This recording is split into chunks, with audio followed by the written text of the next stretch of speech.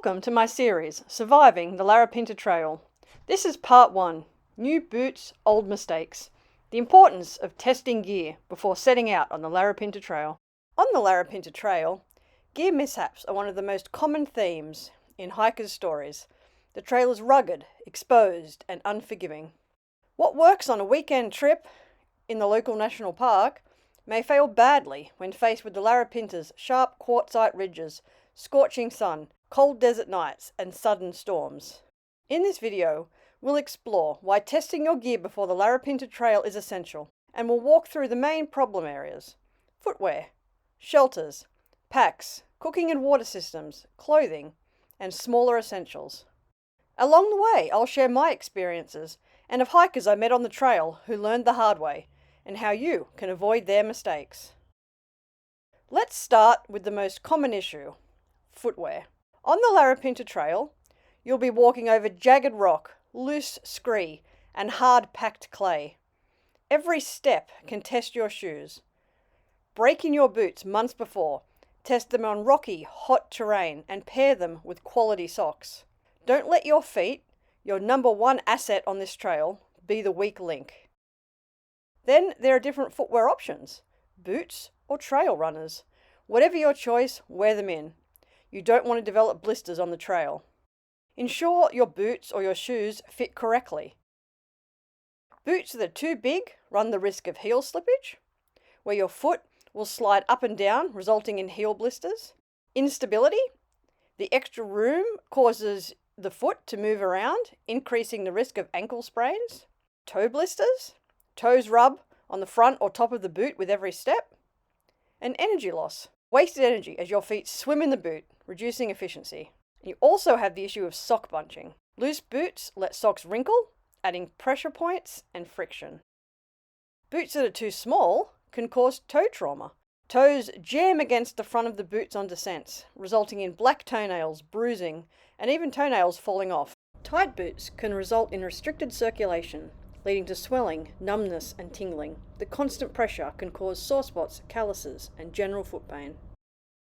If you do develop blisters, I highly recommend hiker's wool and leukoplast tape. When we arrived at Red Bank Gorge, we were gifted hiker's wool by a group finishing the trek. I had never heard of it before, but I used it on the first day I started hiking.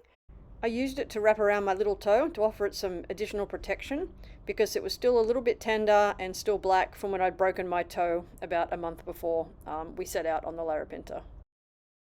And as we continued on, I also used it just at the back of my heel to prevent rubbing on the uphill days, such as climbing to the Mount Giles Lookout and the climb up to Brinkley's Bluff. I will always carry some now as part of my medical kit. Each morning on the trail, I had a ritual of applying the hiker's wool to hot spots as a preventative measure. And I 100% recommend leukoplast tape. Again, we were gifted some of this on the trail. It sticks very well, even when your feet get sweaty, wet, dusty, or hot. It is also resistant to friction and rubbing from the boots, and it stays on for days, even after crossing Hugh Gorge. Other options like band-aids, even the second skin band-aids, and the generic medical tape, it just peels off, especially if you're sweating or you walk through water. So footwear can not only break you, but fall apart themselves if it's not good quality. Tough, sturdy boots can still fall apart. Soles can detach as the sand and grit wears away at the glue. This happened to Leo's shoes. He had Scarpa Terra GTXs. He brought them new, he wore them in, and still, the soles started to detach even before we got to Ormiston, and we started at Red Bank heading towards Alice. We didn't have shoe glue, and duct tape, will only do so much.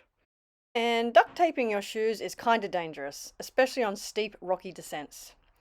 The tape reduces friction and increases your chance of slipping and injuring yourself. But luckily, we were gifted some by a tourist, and he managed to repair his boots. His boots just so happened to be an uncommon size and had sat in the warehouse for years and years, and glue breaks down over time. Scarpa, or MacPack where we purchased them, replaced the boots upon our return. And it also goes to show you can do all the right things, wear in your boots, buy quality boots, and still things can just go wrong. When we were sitting at Ormiston Gorge, we saw many hikers drag themselves in coming the other way with duct tape holding their shredded shoes together. And a lot of these people were wearing trail runners.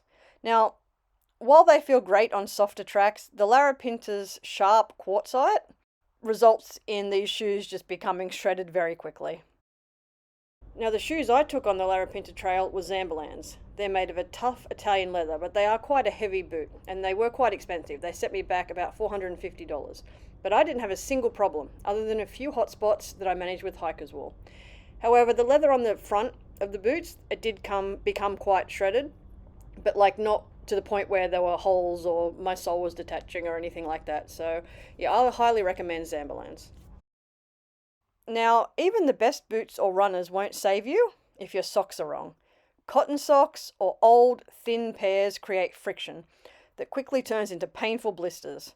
You need proper wool hiking socks, tested with your footwear ahead of time, and that can make the difference between misery and comfort. The next equipment issue is shelters. At home, pitching a tent on grassy soil might feel foolproof. But on the Larapinta, the ground is rocky and compacted. Winds can howl across the ridges.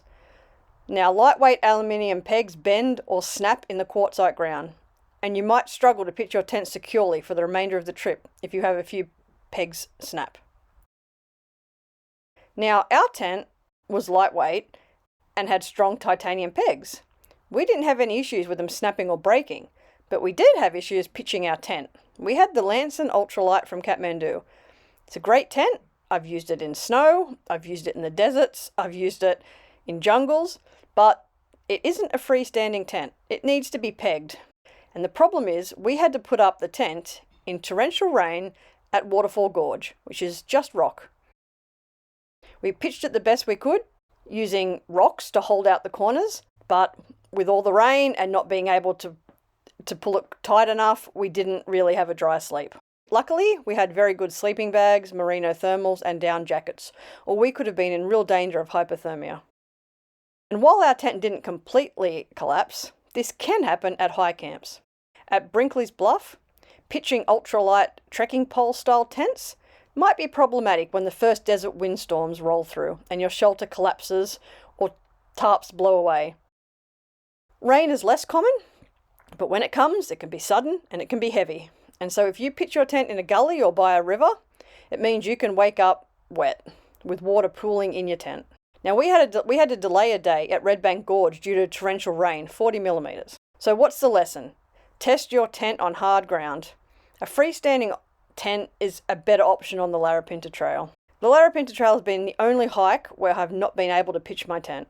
Learn how to anchor your tent with rocks if the pegs break or the ground's hard. Make sure you upgrade to stronger titanium pegs and practice setting up your tent in wind. A failed shelter in Central Australia can turn a tough day into a dangerous night. Now let's talk about your pack. On the Larapinta, you may carry 15 to 20 kilograms of gear, food and water. If your pack isn't suited to your body or hasn't been tested under load, problems will show up quickly. Now these include overloaded packs. Some hikers just bring too much, and the weight causes shoulder straps to snap or hip belts to dig painfully into your side. Now, I always have a 75-litre Mac pack. It fits me perfectly, even under heavy loads. But I had to buy a brand new one because on a hike a few months prior to my departure for the Larapinta Trail, my pack was destroyed by bush rats. I was camping in a cave on the Borai Creek overnight and they just chewed holes through my pack. So I didn't have time to wear my pack in. The straps dug in at my waist and I got friction damage and blisters. I had to dress them every morning with a second skin band-aid, with antiseptic creams and leukoplast tape to make sure that no more damage to my skin occurred and no infection occurred. And most days it was pretty painful. You also don't want cheap or untested packs. Test your pack on long training walks with the same weight you'll carry. Adjust the fit, strengthen straps, and be realistic about how much gear and food you can manage. A pack failing in the middle of the desert is more inconvenient. It can end your hike. Cooking and hydration systems are another area where gear gets tested to breaking point. Now, canister stoves can clog with the fine red dust of Central Australia, and they just refuse to light when you need them. And alcohol stoves need extra care in the wind. I took a Sumo jet boiler and I didn't have any problems. So you just have to make sure you test your stoves in areas where there's going to be really fine dirt or really high winds. Now, water bladders might have a large capacity, and as they empty, they can compact to save space, but a bladder can be very easily punctured and means you might suddenly lose liters and liters of drinking water. This can be lethal in the desert. Make sure you take care of your bladders. Don't place them on the ground, even if it's on a mat or on a tarp or something, because there are sharp rocks and there are spin effects. Make sure you take backups. Take some Nalgene bottles, something that is not going to bust. Also, some hikers bring ultralight water filters, only to find the gritty tank water clogs them pretty fast. Then they're stuck waiting for slow drips or relying on chemical tablets. On the Larapinta, we had a life straw bladder system. Now, we filtered all the tank water, and we also collected water from natural water sources like Fringe Lily Creek and at Waterfall Gorge. Now, these water sources had a lot of algae and particulates, and our filters became clogged pretty quickly. Now, we did have spare filters in the drop boxes, but for several days it did mean that we had to delay departures and our sleep, as it took so long to refill bottles drip by drip. Now, iodine tablets could be a good idea in emergencies, but they don't remove particulates, and I don't really care for the taste of water after treatment. UV sterilizers are also a good option. I didn't bring one because, again, they don't filter the water and they can be heavy. The lesson is just to make sure your stove will work in windy and dusty conditions, and carry lightweight backup water containers. If you're filtering water, bring extra filters and give yourself more time to allow for water filtration. On the Larapinta, water reliability can make or break your hike. Now, clothing and smaller gear items might seem secondary, but failures here are surprisingly common. Regarding sun protection, wide-brimmed hats can blow away in desert gusts, especially at high points, like on top of Brinkley's Bluff or at Counts Point. Make sure you have a strap and that it's fastened tightly. Without a hat, you could be left exposed to harsh UV and sunburn. Now, quick dry hiking shirts are great, but they can tear very easily on spin effects and on the rocky climbs, so take care. Trekking poles help on steep, rocky descents until they snap under pressure if they're cheap or untested. Ultralight gear is great.